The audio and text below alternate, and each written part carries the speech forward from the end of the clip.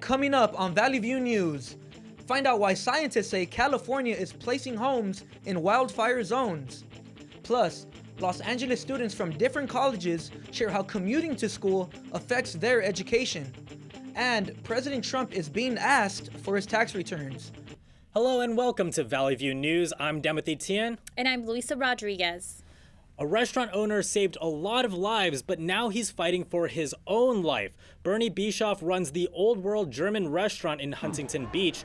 Authorities say a transformer exploded during an Oktoberfest celebration Saturday night. Bischoff evacuated his patrons before the explosion after noticing a strange smell. But there wasn't just one explosion. Witnesses say there were three. Bischoff was badly injured. We were standing in line waiting to get in, and there was like a ball of flame that came up, and we thought it was like maybe part of the show, but then there was another one, and then my friend grabbed my hand and we just started running, and then there was a third one, so we just thought the whole place was going to be on fire. 5 people were injured, including 2 firefighters. The utility company hasn't said what caused the transformer to explode. Javier Flores has been charged with capital murder for the death of Cheyenne Brown. In July, Brown just arrived home from one job. She was preparing for the second job as an Uber driver when she was shot 3 times outside of her Granada Hills home. Prosecutors say Flores could be sentenced to death or life in prison without the possibility of parole. The street festival Ciclavia celebrated UCLA's 100th birthday on Sunday. The festival took over parts of downtown LA. Ciclavia closed the streets to car traffic and let people walk, skate, and bike in sections of LA County. Organizers say more than 1.6 million people have attended Ciclavia since the first one was held in 2010. Students drive from all parts of Southern California to study in the Valley. Reporter Grisel Martin tells the story of how some students manage their way to campus. Many students have the luxury of living on campus or at least close to it. Other students, however, must make lengthy commutes to school on a daily basis. Students who commute usually range in age from 18 to 24 years old. There are different reasons students choose to commute. Jairo Jimenez is a college student and says he commutes because it's economically beneficial for him. Having to live on campus, I would probably have to pay for rent. And I usually like relying on my family because they help me out. And I like to drive here, but the only issue about driving here is traffic. Los Angeles is famously known for its traffic. A 30-minute commute could easily become a 1-hour commute. This forces some students to get less sleep, and because of heavy traffic, they have to wake up earlier in order to make it to class on time. Sometimes you stay up doing assignments, studying, and you technically only sleep 5 to 6 hours a night, and you have to wake up early to go to school. Heavy traffic seems to be the main difficulty that most students face, but there are some students who have learned how to work around LA's traffic. I failed the class before because of the fact that I didn't have enough time to study or get enough sleep due to the fact that I was always stuck in traffic. So I decided to take night classes. It's important for students who commute to have good time management in order to remain healthy and avoid an academic decline. In Northridge, for Valley View News, I'm Grisel Martin. A Sacramento Uber driver was attacked Sunday night by one of his passengers and suffered a heart attack. The 43-year-old attacker tried to stab Joseph McVeigh after an altercation between the two. When police arrived, there were no physical wounds on McVeigh, but his wife says he had the heart attack shortly after the incident. He's now hospitalized in a medically induced coma. McVeigh's wife says she's concerned about Uber driver's safety. If they can't do anything to keep them safe, at least if something does happen to them, they need to have some financial protection for them. McVeigh started driving for Uber less than 6 months ago. One independent dance instructor is proof you should never limit yourself from achieving your dreams. Reporter Elena Tovar interviewed the instructor. She survived over 20 surgeries and 2 strokes. At the age of 2, Riley Weinstein was diagnosed with concomitant angioma, a brain aneurysm. Weinstein says the strokes left her paralyzed on the left side of her body. I had to relearn to do everything. I had to learn how to walk, talk, eat, speak, and hold my head up on my own. Weinstein is now an independent dance instructor for special needs students. She's also a dancer, choreographer, and a public speaker. She says her love for dancing and exercising helped her recover from her medical complications. She says she has noticed improvements in her special needs students as well. I've had students who have been in my class who couldn't walk at all, and on the last day they walked out of my class. Using different types of dances, students are able to learn rhythm and listening skills. A student in Weinstein, Natalie Severa, who was diagnosed with DeGeorge syndrome, says her instructor motivates her to be active. I would say Riley encourages me. Yeah, good job! That really helps me want to do it better. Everybody wants to be happy and to be accepted. Natalie's mom, Bonnie Severa, appreciates Weinstein. She treats her daughter just like anybody else. I think all of us have a lot to learn from people that are different. Weinstein says she isn't embarrassed because of her disability. Rather, she embraces it. Weinstein says not judging yourself is key to being happy. You have to have confidence in yourself first before anybody else can have confidence in you. Whether it be dancing, exercising, or doing an activity you love, Riley is a reminder to never lose sight of our dreams because anything is possible. In Santa Clarita for Valley View News, I'm Elena Tovar. California Governor Gavin Newsom wants to double the pace of the state's current vegetation management plan. He hopes to reduce the risk of structural loss in future wildfires. CSUN professor of urban studies and planning Robert Kent says the governor's plan makes sense. Well, I think already we know that we're seeing more and more wildfires, larger fires. Some CSUN students think fire preparedness should be a priority. I think it's definitely important to make sure that people are safe, like in case wildfire breaks out, that there's less casualties or less opportunity for casualty. CAL FIRE wants to thin out 500,000 acres of forest and brushy areas each year between Redding and San Diego. NASA astronauts Christina Cook and Jessica Meir will make history on October 21st. They'll be the first female team to walk in space. A spacesuit sizing problem prevented their spacewalk earlier this year. NASA manager says Cook and Meir will venture outside the International Space Station in the fourth of 5 excursions.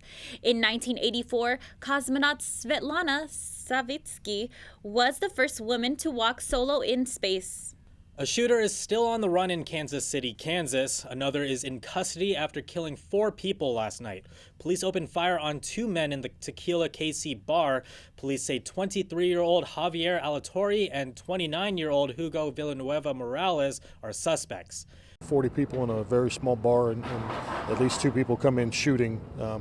People start running, and that adrenaline's running, and some of the people that weren't shot that bad, were able to run a good distance probably until they realized they were shot. Officer Thomas Tomsasic thinks the shooting resulted from an altercation. Alatorre is in custody. Authorities are still looking for Villanueva. He's considered to be armed and dangerous. 5 people were wounded in the shooting. U.S. District Court Judge Victor Marrero says President Trump must hand over 8 years' worth of tax returns. The Trump administration quickly filed an emergency appeal to the Circuit Court of Appeals. This blocks the court from enforcing the subpoena. President Trump had promised to disclose his tax return information during the 2016 election, but it still hasn't happened. He claims he's immune from criminal probes while in office. The U.S. Constitution requires that a president be indicted only through Congress by impeachment. The Supreme Court hasn't acted on the issue. The Catholic Church in New Orleans, Louisiana held a special red mass for judges, lawyers, law school professors, law students, and government officials. The mass is meant to give the legal community an opportunity to reflect on what the Catholic Church believes is the God-given power of the legal profession. The church is also conducting the mass in light of numerous Supreme Court decisions affecting the church. In New York, 93 protesters were arrested for vandalizing the Wall Street Bull. A group known as Extinction Rebellion organized the climate change protest. They threw dirt and fake blood on the bull statue located at the Stock Exchange. Similar protests took place around the globe in London, Berlin, and Madrid. Acting Secretary of Homeland Security Kevin McAleenan was kept from speaking at an event in Washington. He was interrupted by protesters. McAleenan was standing at the podium where he was met with vocal opposition from at least 4 protesters in the audience. After repeated attempts to speak, McAleenan left the stage. The Department of Homeland Security released a statement saying all Americans have the right to free speech, But the acting secretary did not get that opportunity. Monday's protest was a response to a series of immigration policy changes, one of which will bar immigrant visa applicants from entering the U.S. unless they can prove they'll have health insurance or be able to pay for their own medical care. First Lady Melania Trump spoke at a red ribbon rally, but she did not wear the iconic red ribbon. Trump was joined by actor Dean Norris at the Drug Enforcement Administration's National Red Ribbon Rally. They spoke about fighting drug use and youth drug addiction. Everyone sported a metal pin with a red ribbon symbol except Trump, who was delivering the speech.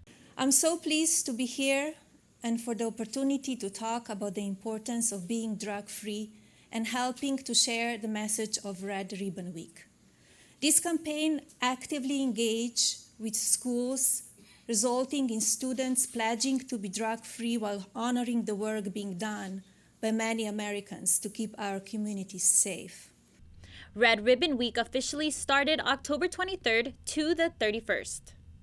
California Senator Kamala Harris announced a new plan for working families. Children's Agenda would allow up to 6 months of paid family and medical leave. The paid leave can be used for personal health conditions, caring for children or family members, or needs related to domestic violence or sexual assault. The plan would also allow low and middle income workers making less than $75,000 a year to receive full wage replacement during their leave, and benefits would phase down from higher income households.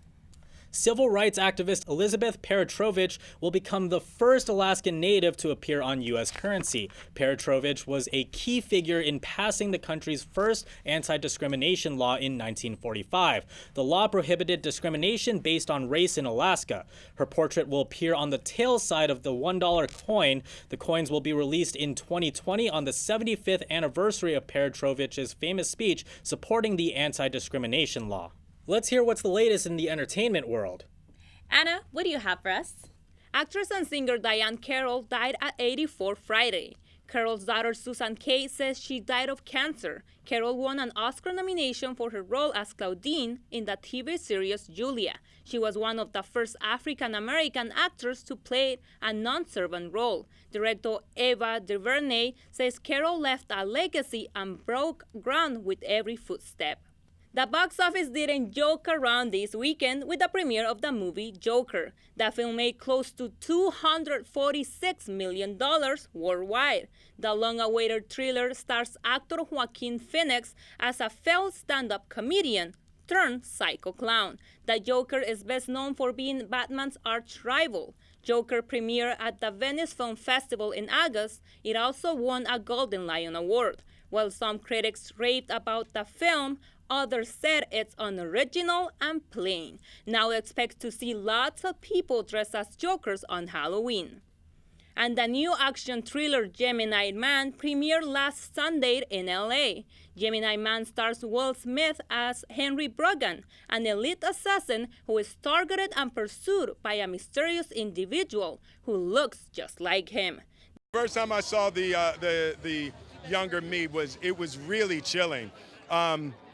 Because the way that the technology was done, it's not de-aging. So I didn't do the scene and then they just made my face younger. It's a 100% digital character. So I never saw anything until 8 months later when they started putting the young Will into the movie. The film is directed by Academy Award-winning filmmaker Ang Lee. Mary Elizabeth Winstead and Clive Owen star on the movie too. And Jeopardy host Alex Trebek says he doesn't fear death and vows to stay on the job. Trebek announced in March that he had stage 4 pancreatic cancer, but he kept doing Jeopardy in July when the syndicated show was taping its fall season. During the weekend, Trebek went on air to say he had a good life. We're back on the chemo, and we'll see if the numbers go down. And if they do, they can't keep doing it forever, of course, so they'll have to find a new protocol or whatever to administer. And, we'll play it by ear and just keep chunking along until we either win or lose. Trebek said no one can say he died tragically young. And the drummer for rock band Cream, Ginger Baker, died in the UK at age 80. His daughter, Nadie Baker, made the announcement. The band members made condolences on Twitter. They said it was an honor to work with him. His daughter said her father died painlessly. He had the chance to see all his family before passing away. And there's amazing news. Blake Lively and Ryan Reynolds are expecting their third child. The Hollywood couple made the announcement during the premiere of Detective Pikachu. Blake was wearing a yellow dress which showed her adorable baby bump. Reynolds said nothing compares to being a parent. And that's all for entertainment news. I'm Ana Ramos. Let's go back to you guys. More to come on Valley View News. The Catholic Church says they're considering to allow married men to become priests. And flu season is among us. Find out what you can do to prepare. Did you make the transfer to Hong Kong for the Emerson project? I was just about to, but did you see the boss's email? It doesn't look right. It looked fine to me. I don't remember him mentioning the Emerson project at our last meeting. The bank in Hong Kong closes in 15 minutes. Make the transfer. Yes, sir. It's on the way. Mr. Jacobs, just transferred the money for the Emerson project. What Emerson project? Don't be that guy. Trust but verify. For a look into the week's headlines, here's Sundial's Andrea Esparza. This past week at the Sundial focused on athletics. We discussed the Fair Pay to Play Act and what it means to be a Red student athlete. I also came up with a video that discussed the mechanical engineering senior project in which students are building a prosthetic arm. This week's new issue will highlight sustainability. Make sure to pick up our new issue this Wednesday and to check out our online content for new updated news. Back to you, Timothy. Let's hear from Itiati Angela's in our digital media center. Pope Francis might let married men become priests. And hundreds of Catholics are upset. Pope Francis talked about it at a 3-week summit.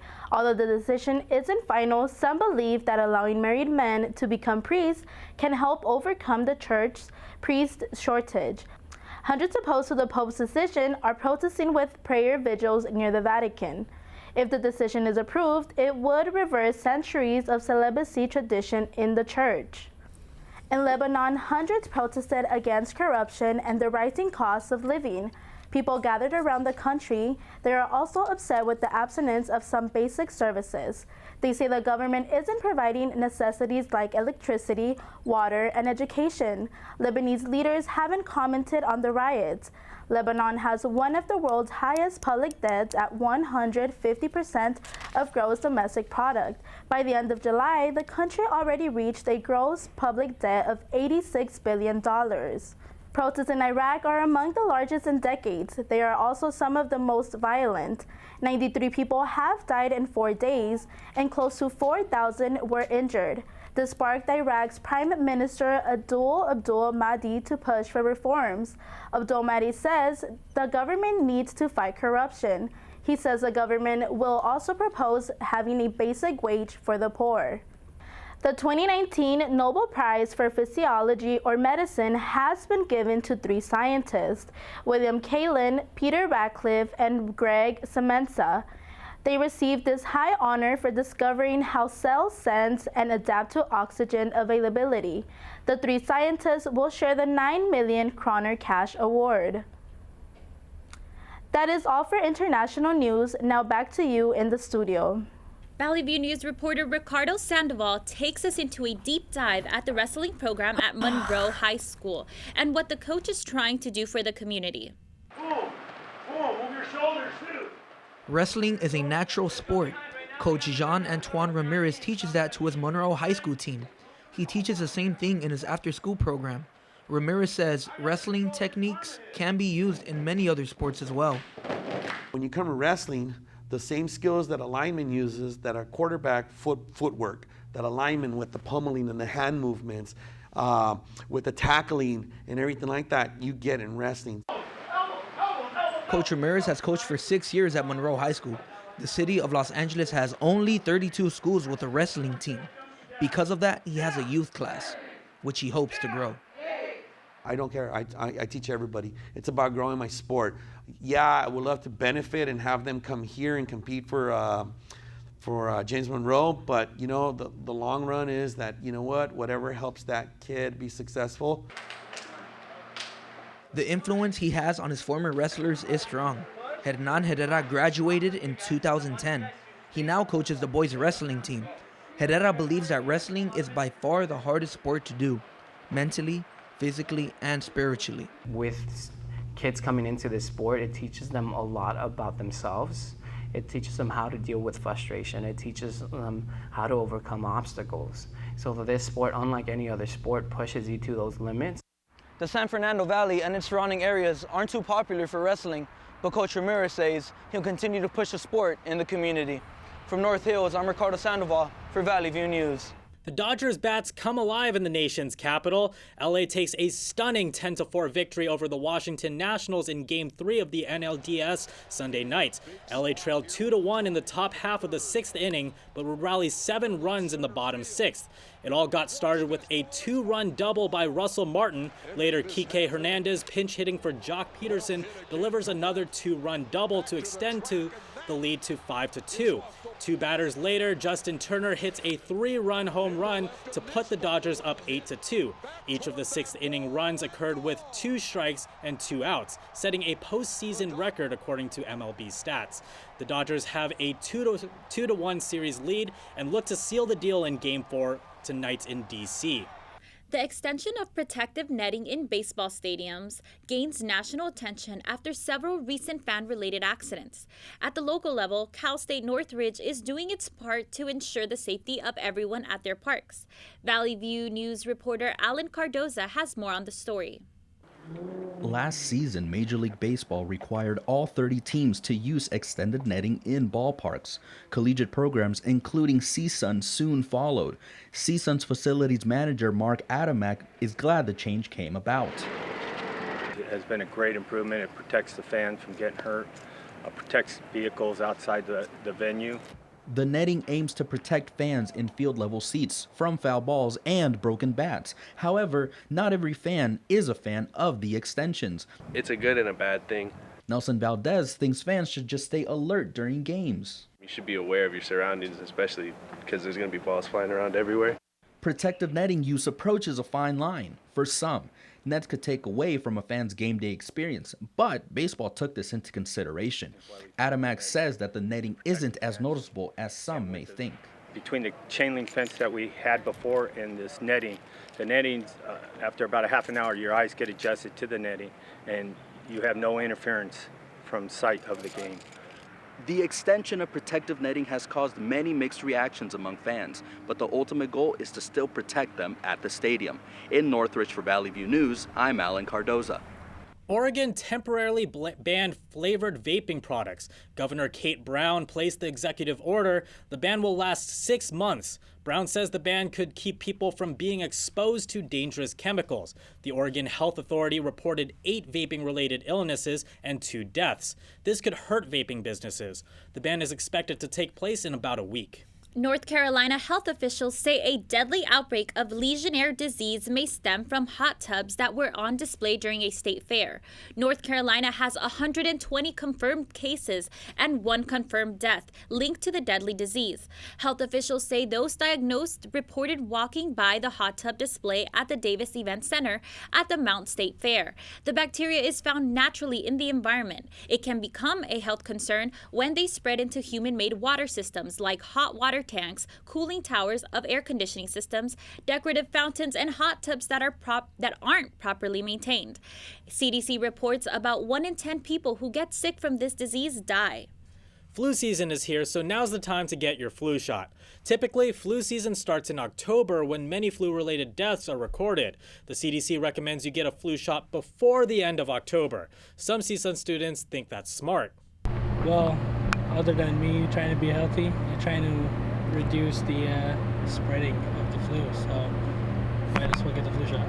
My friends get sick every time they get the flu shot, and I haven't gotten it in 4 years, and I haven't got the flu in 4 years, so I don't know, I guess it just depends. Doctors say people have a higher chance of getting the flu virus during the holidays when they're around more people and traveling. Coming up on Valley View News, cannabis lovers get a taste testing lounge. Also, Disney partnered with Target for the holiday shopping season. Stay with us.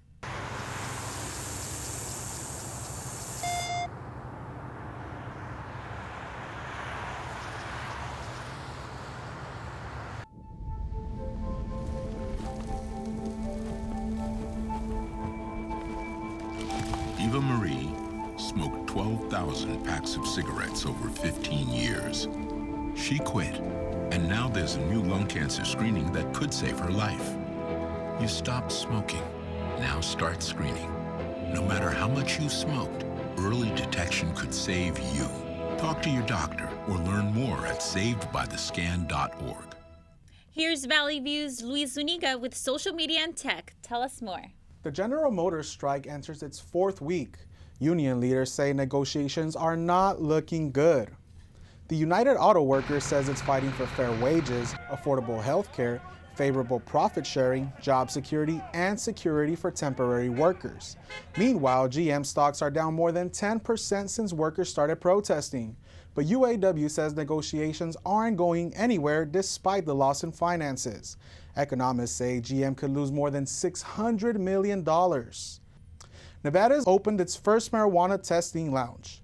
Nuwu Cannabis Marketplace lets customers try different types of weed before buying. Members of the Paiute tribe are happy about the opening of Nuwu. For Nevada, it is the first, and we're looking forward to providing this experience to our customers.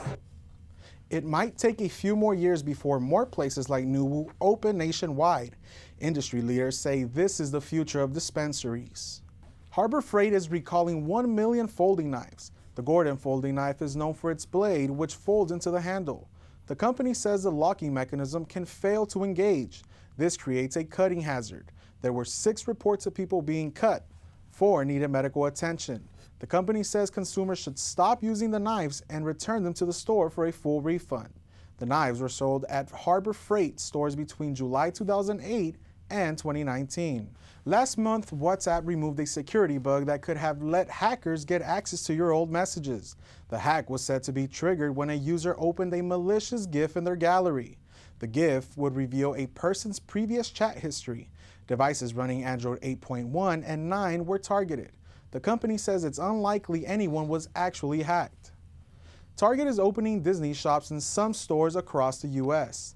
The shop-in-shop concept launches in 25 Targets Friday. The stores will sell more than 400 items ranging from $2 to $200, but most of the products will cost less than $20. The announcement was first made in August at Disney's D23 Annual Expo. Target wants to expand the concept to more stores next year.